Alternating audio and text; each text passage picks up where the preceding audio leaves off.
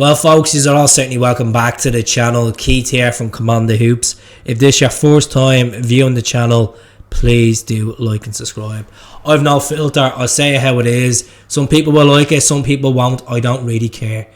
Most important thing is we're 5 points clear. All the difficult away games are done and dusted now. Ibrox 3 points, Bataji 3 points, Tynecastle 3 points, Easter Road 1 point. Surprise, surprise. We can't get a win with Brendan Rodgers at Easter Road. Just can't do it. You just can't get them 3 points. And it was difficult the weekend. It felt like a defeat in my eyes. But at the same time, you look at it, and he's 10 games in, we've dropped 4 points. Them 4 points, could be massive in the title race. But we're still ahead. They won yesterday. They narrowed it down to 5 points thanks to John Beaton. Thanks to John Beaton officiating the game, because he is a Rangers fan. But yeah, he gets the authority to ref a game at Ibrox. Being a Rangers fan, which he screwed Celtic over a couple of times at Ibrox. We go back to the end of 2018 when Callum McGregor scored and he ruled off for offside. And it was not offside. But yet he was caught drinking in a Rangers bar in Bells Hill, and then there's flags about him.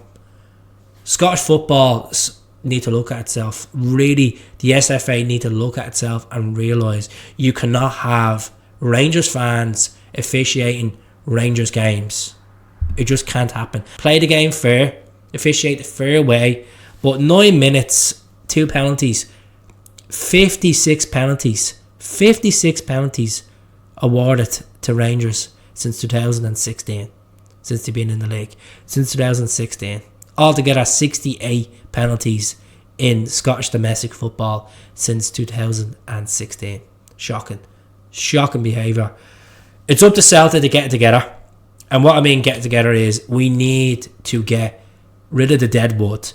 And I'm going to be honest with you, some of you won't like what I'm going to say, but Mikey Johnson, I really don't know about him. I've said it so many times on the channel. Yes, he's playing for Ireland. Scored a couple of goals against Gibraltar. For God's sake, my granny could do that against Gibraltar. And is he good enough for Celtic? Some people were picking up today saying he needs a chance. Are you going to play Maeda or are you going to play Johnson? Let's be honest. Maeda looks like he's burnt out. Needs a rest. I think Mikey Johnson needs to go to Hibs on loan. Simple as that. He needs to prove himself. He hasn't proved himself in the last 2 or 3 years. He went to Portugal on loan last season, and as he came back stronger, a few injuries, a couple of goals for Ireland, and that's it.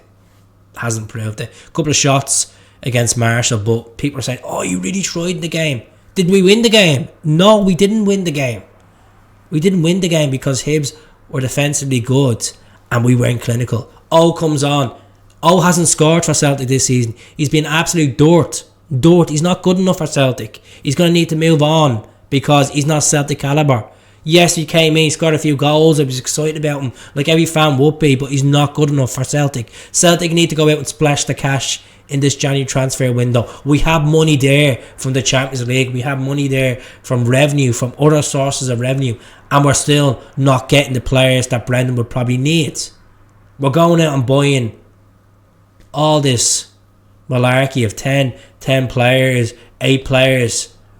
I want quality over quantity. I've said it so many times on the channel. James Forrest, an absolute Celtic legend. He's been playing for the club senior level since 2010.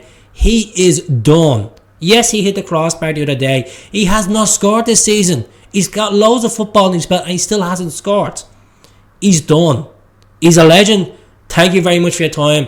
But he's another piece of deadwood that needs to go.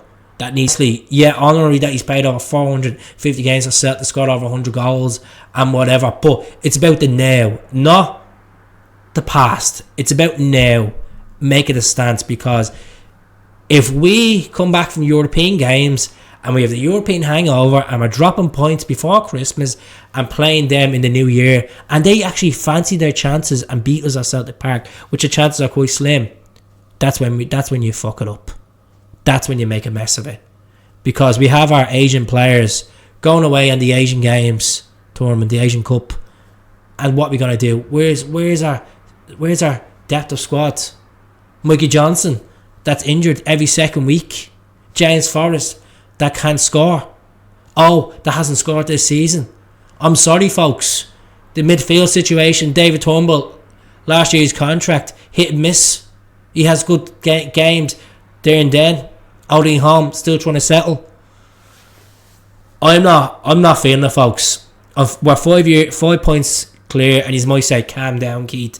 We're still top of the league, but I'm looking at it from perspective. A couple of injuries hit our key players. Abada still has to come back, yeah, fair enough.